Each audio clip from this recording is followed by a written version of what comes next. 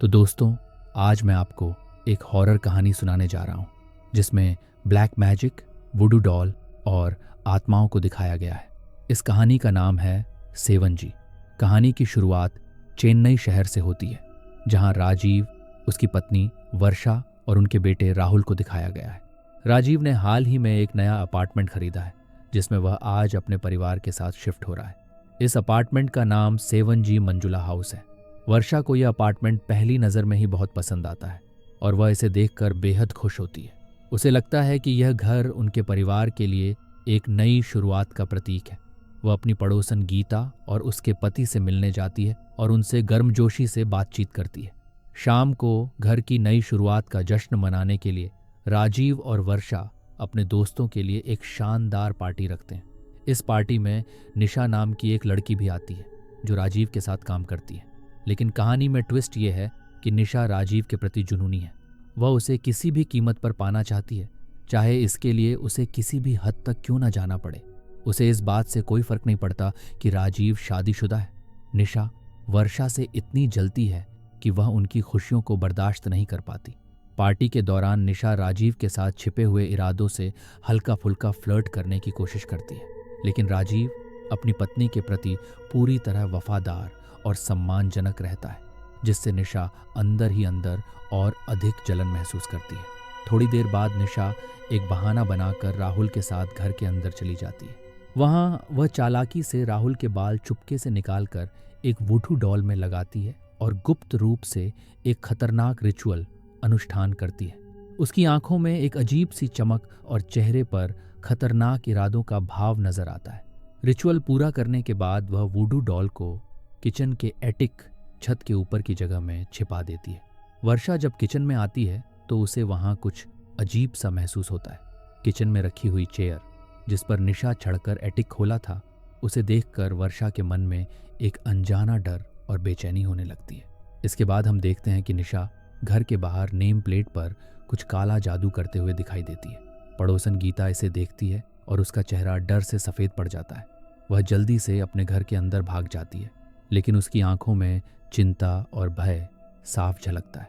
अगले दिन राजीव ऑफिस जाता है, जहां उसे यह खुशखबरी मिलती है कि उसे सीनियर मैनेजर बना दिया गया है। ये सुनकर वह खुशी से झूम उठता है और घर आकर यह बात वर्षा को बताता है। वर्षा ये सुनकर बेहद उत्साहित हो जाती है और उसकी आंखों में गर्व और खुशी के आंसू छलक आते हैं। लेकिन इस बीच हम निशा को उसके घर पर राजीव की फोटो के सामने बैठकर खतरनाक काला जादू करते हुए देखते हैं। उसकी आंखों में जुनून और चेहरे पर एक खौफनाक मुस्कान होती है जो उसकी खतरनाक मंशा को साफ जाहिर करती है। अगले दिन राजीव अपनी ट्रेनिंग के लिए दूसरे शहर चला जाता है। इस दौरान वर्षा घर पर अकेली रह जाती है। वह खुद को मजबूत दिखाने की कोशिश करती है, लेकिन उसके मन में एक अजीब सा डर और बेचैनी घर कर जाती है। अकेलेपन और घर में फैली रहस्यमयी ऊर्जा के बीच वर्षा की बेचैनी बढ़ने लगती है। अब वह नीचे गार्ड से मिलती है और उससे पूछती है कि 7वीं मंजिल पर गीता और उसके परिवार के अलावा कोई और रहता है क्या। इस पर गार्ड कहता है कि एक परिवार यहाँ रहता था, लेकिन कोविड के समय वे यहाँ से चले गए। इसी बीच टीवी ठीक करने वाले लोग घर पर आते हैं।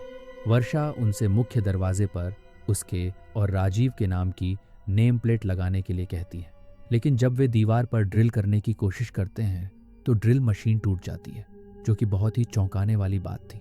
इसके बाद वर्षा को घर का बाकी काम करते हुए दिखाया जाता है। इसी दौरान मकान मालिक राकेश घर के कागज देने के लिए आता है। वह वर्षा के साथ थोड़ा फ्लर्ट करने की कोशिश करता है, लेकिन वर्षा उसे बिल्कुल भी एंटरटेन नहीं करती। राकेश के जाने के बाद वर्षा टीवी का खाली बॉक्स उसी अटारी एटिक में रखने जाती है जहां निशा ने वह डॉल रखी थी। तभी वह डॉल गिरती हुई दिखाई देती है। हालांकि ये डॉल पहले वाली डॉल से काफी अलग लग रही थी। डॉल गिरते ही वह काले धुएं में बदलकर इधर उधर घूमने लगती है। इसी दौरान गीता अपने घर पर इसे महसूस कर लेती है, यानी उनकी पड़ोसन को समझ आ जाता है कि कुछ गड़बड़ हो चुकी है। वह काला धुआं वापस अटारी में चला जाता है और एक काले साए का इंसानी रूप ले लेता है। गीता यहाँ आकर वर्षा को उस साए के बारे में बताने की कोशिश करती, लेकिन वर्षा और उसका पति, गीता का पति, समझ नहीं पाते कि वह कहना क्या चाहती है। गीता अपने पति से कहती है कि हमें मासूम लोगों की मदद करनी चाहिए और सब कुछ जानते हुए चुप नहीं रहना चाहिए। इस पर उसका पति कहता है कि यह उनकी समस्या नहीं है और वे इसमें दखल नहीं देंगे। शाम को वर्षा राजीव से बात करती है और उसे राकेश के आने के बारे में बताती है। इस पर राजीव कहता है कि उसने पहले ही राकेश से बात कर ली थी, तो फिर वह यहाँ क्यों आया। ये बात वर्षा को अजीब लगती है। रात को जब वह सो रही होती है तभी अचानक से टीवी ऑन हो जाता है। आवाज़ सुनकर वह बाहर जाती है जहाँ उसे राहुल मिलता है। वह टीवी बंद करके राहुल को सोने के लिए ले जाती है, लेकिन जब राहुल पलट कर देखता है तो टीवी के पास एक बच्चे के काले साए को देखता है। कुछ देर बाद टीवी फिर से ऑन हो जाता है। वर्षा को लगता है कि उसका बच्चा शरारत कर रहा है और टीवी देख रहा होगा, लेकिन जब वह कमरे में जाकर देखती है तो बच्चा तो साइड में सोया हुआ होता है। वह टीवी बंद करने के लिए बाहर जाती है और सोच में पड़ जाती है कि टीवी अपने आप कैसे ऑन हुआ। वापस कमरे में जाते समय एक खिलौना अपने आप आवाज़ करने लगता है। वर्षा उसे साइड में फेंक देती है, लेकिन हम देखते हैं कि वह खिलौना अपने आप हवा में उठने लगता है। जैसा कि मैंने बताया कि उन्होंने नया घर खरीदा था तो यहाँ बहुत सारी चीज़ों की कमी थी। अगले दिन ब्रॉडबैंड कंपनी वाले कनेक्शन लगाने के लिए आते हैं। वर्षा उन्हें भी नेम प्लेट लगाने के लिए कहती है, लेकिन जब वे दीवार पर ड्रिल करते हैं तो मंजुला हाउस की नेम प्लेट में बनी लड़की की आंखें हिलने लगती हैं और वहां से खून की बौछार शुरू हो जाती है। ये देखकर ब्रॉडबैंड वाले डरकर भाग जाते हैं। वर्षा यह देखकर बेहद घबरा गई थी कि दीवारों से खून कैसे बह रहा था। उसकी सांसें तेज हो गईं और उसकी आंखों में डर साफ झलक रहा था। वह घबराई हुई आवाज में गार्ड को बुलाने भागी, लेकिन जब वह गार्ड के साथ वापस लौटी तो वहां कुछ भी नहीं था। खून गायब हो चुका था। गार्ड की उलझी हुई निगाहें और वर्षा के कांपते हाथ उसके डर को और बढ़ा रहे थे। वह और भी असमंजस में पड़ गई। थोड़ी देर बाद जब वे और राहुल शॉपिंग के लिए निकलते हैं तो उनकी मुलाकात नीचे गार्ड से होती है। गार्ड ने अपना नाम वाला बताया। राहुल हल्के फुल्के अंदाज में मुस्कुराते हुए पूछता है, क्रिकेट वाला या फुटबॉल वाला? गार्ड के चेहरे पर अचानक आई हैरानी ने माहौल को गंभीर बना दिया। उसकी आंखों में अजीब सी बेचैनी थी। उसने राहुल से तुरंत पूछा, ये किसने सिखाया? राहुल ने हंसते हुए जवाब दिया, रोशन ने। गार्ड का चेहरा यह सुनकर और भी ज्यादा सख्त हो गया।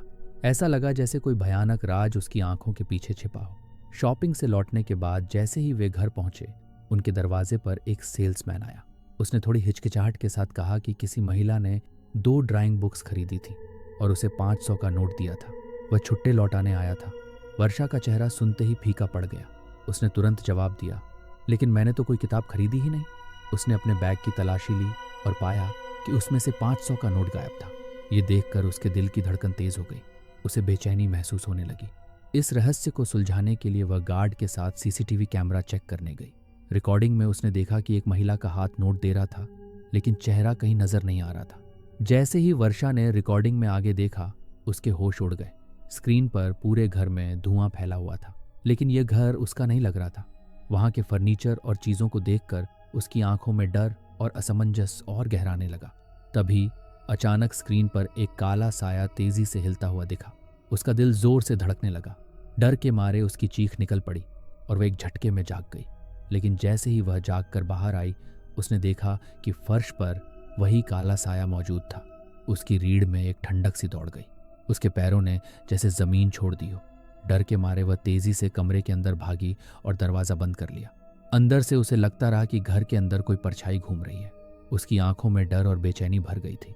वह अब समझने लगी थी कि इस घर में कुछ भयानक हो रहा है। शायद ये सब निशा के काले जादू का असर था। अगले दिन वर्षा पूरी तरह परेशान थी। उसके चेहरे पर थकावट और बेचैनी साफ झलक रही थी। उसने खुद को समझाने की कोशिश की कि यह सब उसका भ्रम हो सकता है। इस तनाव को साझा करने के लिए उसने अपनी सबसे अच्छी दोस्त रिया को फोन किया और मिलने के लिए बुला लिया। लिफ्ट की ओर बढ़ते हुए अचानक राहुल का स्कूटर अपने आप हिलने लगा। वर्षा के दिल की धड़कन तेज हो गई। उसने घबराहट में स्कूटर को संभालने की कोशिश की, लेकिन उसकी बेचैनी बढ़ गई। रिया से मिलने पर वर्षा ने उसकी आंखों में आंसू और आवाज में डर के साथ घर में हो रही हर एक घटना बताई। रिया ने उसे दिलासा देते हुए कहा, शायद ये सब तुम्हारा वहम है। नया घर और नई जगह पर ऐसा महसूस होना सामान्य है, खासकर जब तुम अकेली रहती हो। रिया ने उसकी पीठ थपथपाई और मुस्कुराते हुए कहा, अगर तुम्हें सच में ऐसा लगता है तो मैं आज रात तुम्हारे साथ रुकूंगी, खुद सब देख लूंगी। रिया की इस बात पर वर्षा को थोड़ी राहत महसूस हुई, लेकिन उसके चेहरे पर डर अब भी साफ झलक रहा था। अब रात को वह उसके घर पर आती है और थोड़ी बहुत बात करती है। उसे अभी कुछ भी महसूस नहीं हो रहा होता। खैर, अब ये लोग सोने चले जाते हैं, लेकिन आधी रात को रिया के कॉल से वर्षा की नींद खुलती है। रिया कहती है कि वह वहीं पर सोई थी, लेकिन जब वह जागी तो खुद को टेरेस पर पाया, जहां पर एक काला साया उसे डराने की कोशिश कर रहा था। इस वजह से वह वहां से भाग गई। रिया कहती है कि वह साया वर्षा को चैन से नहीं जीने देगा और ये घर जल्दी से छोड़ देना चाहिए। यानी कि रिया को यकीन हो चुका था कि वहां पर सच में कुछ अजीब है। यह सुनकर वर्षा बहुत डर जाती है। इसी बीच हम गीता को देखते हैं। गीता के दरवाजे की घंटी बजती है। वह कीहोल से देखती है, लेकिन उसे कुछ नहीं दिखता। वह कहती है कि बाहर मंजुला है, लेकिन उसका पति यह कहता है कि ऐसा कुछ भी नहीं है और उसे चुप रहने के लिए कहता है। अगले दिन राजीव घर आता है। वर्षा उसे यह सारी बातें बताती है, लेकिन राजीव इन बातों पर विश्वास नहीं करता। अगले दिन हम निशा को देखते हैं, जो रिया से बात करती है। रिया वर्षा के घर की सारी बातें निशा को बता देती है। फिर रिया इस बात को पूरे ऑफिस में फैला देती है, जो कि राजीव को बिल्कुल भी पसंद नहीं आता। वह इस बारे में वर्षा से बात करता है, जिससे दोनों के बीच थोड़ी बहस हो जाती है। अब वर्षा नोटिस करती है कि राहुल गायब हो चुका है। राहुल गीता के घर जाता है और अपनी ड्राइंग बुक मांगता है। गीता कहती है कि वहां कोई भी बुक नहीं है, लेकिन अंदर जाकर राहुल को वह किताब छिपी हुई मिलती है। यह देखकर वे लोग हैरान रह जाते हैं कि वह किताब उनके घर पर कैसे आई। वर्षा गुस्से में गीता के घर जाकर राहुल को वापस घर ले आती है। घर आकर वह रिया को कॉल करती है। रिया उसे सलाह देती है कि किसी ब्लैक मैजिक एक्सपर्ट से बात करे, क्योंकि जो कुछ भी हो रहा था वह काला जादू हो सकता है। वर्षा रिया को वीडियो कॉल पर रखकर अजीब तरह से व्यवहार करती है और फिर बाहर जाकर मंजुला हाउस वाले बोर्ड को तोड़ने लगती है। पड़ोसी उसे रोकने आते हैं, लेकिन वह उन पर गुस्सा करने लगती है। फिर वह घर के अंदर आकर जोर जोर से कहती है कि वह यहाँ किसी से नहीं डरती और जो भी कुछ है वह उसके सामने आए। तभी अचानक एक जला हुआ घोंसली हाथ उसका गला पकड़ लेता है और उसे हवा में लटका देता है। गीता और उसका पति आवाज सुनकर वहां आते हैं।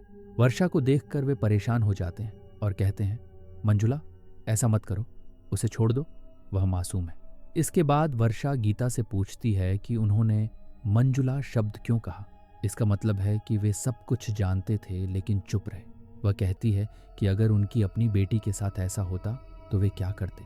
गीता और उसका पति मंजुला को बुलाते हैं। मंजुला और उसके बेटे की आत्मा वहां आ जाती है। यानी अब तक जो काले साए थे वे किसी और के नहीं बल्कि मंजुला और उसके बेटे की आत्माएं थीं। गीता और उसके पति ने मंजुला से यह कहकर घर छोड़ने के लिए कहा कि अब यह घर वर्षा का है, जबकि मंजुला जानती थी कि उसकी नियति पहले से ही तय हो चुकी थी। लेकिन वह घर छोड़ने के बजाय अपनी कहानी बताने का निर्णय लेती है कि वह यहाँ कैसे आई और किस दर्दनाक घटना ने उसे इस स्थिति में पहुंचा दिया। मंजुला और उसका बेटा रोशन खुशहाल जीवन जी रहे थे और पूरी बिल्डिंग उन्हें पसंद करती थी। अचानक मंजुला एक शॉकिंग खुलासा करती है कि उसका भाई राकेश वही व्यक्ति था जिसने शुरू में वर्षा के साथ फ्लर्ट किया था और उसे फ्लैट के डॉक्यूमेंट भी दिए थे। मंजुला बताती है कि उसके पिता ने अपनी संपत्ति राकेश को दी थी, जबकि मंजुला को सिर्फ ये घर मिला था। लेकिन राकेश ने जुए में अपना सब कुछ खो दिया और अब वह मंजुला से ये घर छीनना चाहता था। मंजुला ने मना कर दिया क्योंकि उसके पास ये घर ही एकमात्र संपत्ति थी और राकेश को यह बात बहुत बुरी लगी। राकेश पर कर्ज था और उसे ये घर किसी भी कीमत पर चाहिए था। उसके कर्जदाता उसे परेशान करने आए थे और उसकी बीवी के साथ गलत काम करने की धमकी भी दी थी। परेशान होकर राकेश अपनी जान देने की सोचता है, लेकिन उसके दोस्त उसे रोक लेते हैं और मंजुला को डराने के लिए उसे कहते हैं। फिर राकेश और उसके दोस्तों ने अपार्टमेंट में घुसकर रोशन को नाइफ पॉइंट पर रखकर घर के पेपर्स पर साइन लिया, लेकिन मंजुला ने साफ कहा कि वह इस घर को छोड़ने के लिए तैयार नहीं है। अब राकेश और उसके दोस्त मंजुला को जबरदस्ती शराब पिलाते हैं और राकेश ने रोशन को दूर फेंक दिया, जिससे उसकी सर पर गहरी चोट आई। राकेश ने गैस सिलेंडर को ऑन किया और लाइटर फेंक दिया, जिससे मंजुला और रोशन जिंदा जलकर मर गए। अब आप समझ सकते हैं कि क्यों उनके हाथ जलने की स्थिति में थे और उनकी बॉडी इतनी विकृत थी। मंजुला की आत्मा कहती है कि वह अपने दोषियों को सजा दिलवाने में असफल रही, क्योंकि कोई भी कोर्ट में जाने के लिए तैयार नहीं था और कोई सबूत नहीं मिला। इसलिए उसने खुद को इस घर से जोड़ लिया ताकि वह बदला ले सके और तभी इस घर को छोड़ सके। फिर एक दिन राकेश का दोस्त राजीव, जो कि वर्षा का पति था, मंजुला के लिए नया अपार्टमेंट तैयार करवा रहा था, लेकिन मंजुला की आत्मा उसे पकड़कर शराब पिलाती है, जैसे उसने पहले राकेश को पिलाई थी और फिर उसे बालकनी से नीचे फेंक देती है। राजीव को गंभीर चोट आती है और राकेश को एहसास होता है कि मंजुला की आत्मा अभी भी इस घर में है। राकेश बहुत परेशान हो जाता है क्योंकि वह जानता है कि इस तरह तो अपार्टमेंट की डील भी कैंसिल हो सकती है। अब वह मोक्षा नाम के एक तांत्रिक से मदद मांगता है जो यहाँ आकर मंजुला की आत्मा को एक वुडू डॉल में कैद कर देता है और उसे एटिक में छिपा कर रखता है। मोक्षा ये भी चेतावनी देता है कि चाहे कुछ भी हो जाए, इस डॉल को कभी भी नुकसान नहीं पहुंचाना चाहिए, क्योंकि यदि डॉल टूटती है या उसे नुकसान पहुंचता है तो वह आत्मा बहुत शक्तिशाली हो जाएगी और किसी के भी बस में नहीं रहेगी। वह यह भी बताता है कि अगले 6 दिनों में ब्लड मून की रात है जब आत्मा स्वेच्छा से वैनिश हो जाएगी, लेकिन उससे पहले गलती से वर्षा द्वारा डॉल गिरने से सब कुछ बदल जाता है। असल में ये वही डॉल नहीं थी जिस पर काला जादू किया गया था और ये घटनाएं उसी तरह से घटित नहीं हो रही थीं जैसा कि मोक्षा ने बताया था। जैसे ही डॉल गिरती है उसका बंद करने वाला धागा टूट जाता है और मंजुला की आत्मा आज़ाद हो जाती है। वर्षा से यह पूछने पर कि वह बदला क्यों लेना चाहती है, मंजुला जवाब देती है कि वह किसी को मारने की नहीं सोच रही थी। अचानक हम यह देखते हैं कि राहुल असल में गलती से बालकनी से लटक गया था और मंजुला ने उसे बचाने के लिए उसे पकड़ा था। सबको यह गलत फहमी हुई कि वह उसे मारने की कोशिश कर रही थी। वर्षा समझती है और उसका एहसान मानती है, ये कहकर कि अगर खुद उसके साथ ऐसा होता तो वह भी शांत नहीं रह पाती। वह मंजुला से कहती है कि वह अपना बदला ले, क्योंकि जब उसकी आत्मा को शांति मिलेगी तभी वर्षा अपने परिवार के साथ चैन से रह पाएगी। मंजुला के साथ अब कोई दुश्मनी नहीं रही। इसके बाद राजीव घर लौट आता है और गीता व उसका पति वापस अपने घर चले जाते हैं। राजीव मंजुला की बातें सुनकर गुस्से में आता है और वर्षा पर आरोप लगाता है कि ऑफिस में उल्टी सीधी बातें फैल रही हैं। वह उस पर हाथ उठाने वाला था, लेकिन तभी मंजुला और रोशन उसके सामने आकर यह कहते हैं कि ऐसा कभी मत करना। यह देखकर राजीव डर कर बेहोश हो जाता है। अगले दिन जब वह होश में आता है तो वह यह कहता है कि यह घर ठीक नहीं है और उन्हें इसे छोड़कर कहीं और चले जाना चाहिए, परंतु वर्षा उसे शांत करते हुए कहती है कि यह सब उसका भ्रम था और घर में ऐसा कुछ भी नहीं है। वह राजीव को नहाने के लिए भेज देती है और तभी उसके फ़ोन में निशा का संदेश आता है जिसमें वह उसे मिलने के लिए बुला रही थी। वर्षा को शक होता है और राजीव को शाम को मिलने के लिए भेज देती है। थोड़ी देर बाद उसे रिया का कॉल आता है जो बताती है कि वह निशा के घर गई थी और वहां काला जादू से संबंधित सामान देखा था। यह सुनकर वर्षा को गुस्सा आ जाता है। वह तुरंत एटिक से वुडू डॉल निकालती है और मंजुला से कहती है कि अब वह उसे सिखाएगी, जिसे मंजुला सहमति देती है। यहाँ पर निशा असल में अपने गुरुजी से ऑनलाइन ब्लैक मैजिक की ट्रेनिंग ले रही थी, लेकिन वह एक फ्रॉड था। निशा को कोई भी काला जादू नहीं आता था और इसलिए उसने अपनी बेवकूफ़ी में बेटे राहुल के बाल निकालकर वुडू डॉल पर टांग दी थे। दरअसल निशा जो भी सोचती वही कर देती थी, लेकिन उसका कोई असर नहीं हो रहा था। भले ही वह गुरुजी मंजुला की आत्मा को देखकर डर से फ़ोन काट देती, फिर भी मंजुला की आत्मा उसे समझाती है। वह कहती है कि जब वह राजीव के साथ थी तो भी वही गलतियां करती रही। मंजुला यह भी बताती है कि जब राजीव को एक अच्छी लड़की वर्षा मिल गई तब भी वह उसके साथ गलतियां करना चाहती थी। इससे डर कर निशा शहर छोड़ने का फैसला लेती है। तभी मंजुला उसे एक कॉल करने के लिए कहती है। ये कॉल मोक्ष नाम के तांत्रिक से होती है जिसने मंजुला की आत्मा को बांध दिया था। वह तांत्रिक आता है और मंजुला की आत्मा उसे हंट करने लगती है। तांत्रिक भागने की कोशिश करता है, लेकिन मंजुला उसे एक उच्च वोल्टेज वाले बिजली के तार से गला घोंट देती है, जिससे वह जलकर पूरी तरह से भस्म हो जाता है। इस बीच वर्षा और गीता की बात होती है, जहां गीता बताती है कि मंजुला राकेश की स्टीप सिस्टर थी। राकेश ने अपने पिता का ख्याल नहीं रखा और एक दिन मंजुला को धोखा देकर उसे कहीं ले जाकर सारी संपत्ति ले ली, जिसके बाद वह अकेली रह गई। राकेश ने ना ही अच्छा बेटा होने का काम किया और ना ही अच्छा भाई बन पाया। फिर राकेश अपने दोस्त के साथ पार्टी कर रहा था जब रास्ते में वर्षा यानी मंजुला उससे मिली और उसे घर तक लिफ्ट दी। वहां उसे टॉर्चर करके कार क्रैश करवा दी, जिससे उसका दोस्त जलकर मारा गया। ये वही दोस्त था जिसने राकेश की मदद की थी। अगले दिन राकेश को यह सब पता चलता है और सभी को यही लगता है कि वह शराब पीकर गाड़ी चला रहा था, इस कारण वह मारा गया। फिर राकेश को वर्षा का मैसेज आता है जो उसे मिलने के लिए बुलाती है। राकेश को लगता है कि आज वह किस्मत से कुछ अच्छा होगा, तो वह उसके पास चला जाता है। वर्षा उसे खूब शराब पिलाती है और फिर वह सो जाता है। होश में आने पर वह मंजुला और रोशन को देखकर डर जाता है और अपने घर लौट आता है। मंजुला भी उसके पीछे पीछे घर आ जाती है और कहती है, अब तुझे यह समझ में आएगा कि खुद के ही घर में जलने का दर्द क्या होता है। वह उसके घर का ऐसी ब्लास्ट कर देती है जिससे राकेश जलकर मर जाता है। अब मंजुला का बदला पूरा हो चुका था। वह वर्षा और राहुल से विदा लेकर हमेशा के लिए उस फ्लैट को छोड़ देती है। राजीव घर आता है, जो घर को लेकर परेशान था, लेकिन वर्षा उसे समझाती है कि अब सब कुछ ठीक हो चुका है और वे शांति से यहाँ रह सकते हैं। अब वह उनका घर हो गया था और फिल्म का अंत यहीं पर होता है। तो दोस्तों, ये थी 7G तमिल हॉरर फिल्म की कहानी। मुझे उम्मीद है कि आपको ये पसंद आई होगी। अगर आपको वीडियो पसंद आई हो तो उसे लाइक करें और चैनल को सब्सक्राइब ज़रूर करें। मैं आपको अगली वीडियो में फिर मिलूंगा। तब तक के लिए ध्यान रखें।